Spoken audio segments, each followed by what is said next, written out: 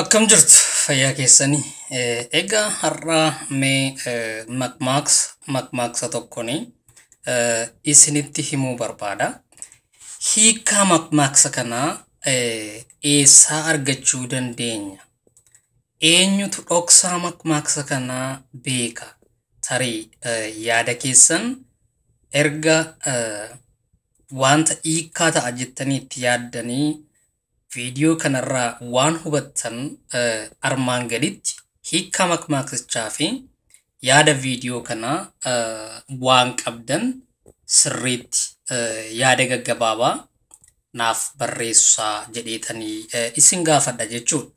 Meegaa wanti kun akkamitti ta'e maaliif ta'e isa jedhuu fi gaaffiin yeroo nama gaafatamu deebii akkamiitu namaaf laatama laata? Makmaaksi koo akkas jedha. Garaa keessa dhibuu irra keessa dhidhiibu jedha. Garaa keessa dhibuu irra keessa dhidhiibu jedha. Hiikaan makmaaksa kanaa maalinni?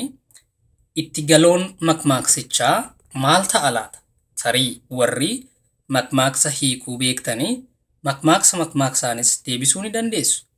Akkasumatti immoo akka dubbiittis makmaaksa kana deebisuu ni dandeessu jechuudha. Kanaaf mee gaazexessaan kun gaaffii inni gaafatuuf deebii isaaf laatamu makmaaksa kana wajjin walitti fidaati.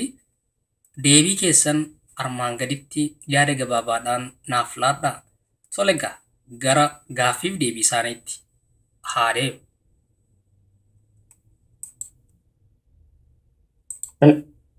Batan filannoon dura malee filannoon duuba miti jechuudha. Filannoon dura.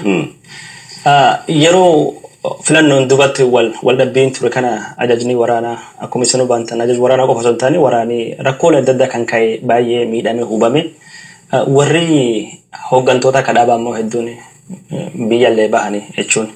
Isin eegi biyya baataniin duubatti bara 1990 biyya deebitanii waan jedhu ture. Maaliif biyya deebitanii? 90 biyya deebitanii eegi biyya baataniin boodatti. Deebi'ee Maaliif deebitan? sana anatu barbaade deebi'e. Hayyama dhaabaa maleedha sun. Hayyama dhaabaa malee. Yeroo sanitti jechuun nama maqaa baa'uutiin socho'u kaadireellee gandi keessa nam ture dabballeen tokko nafne mootummaan miidhaa ture. Isin yeroo sanitti akkamiin nagayaan seentanii nagayaan bahuu dandeettan biyyi sana? Sana Mallas Zeenaawii gaafadhu barbaadiiti.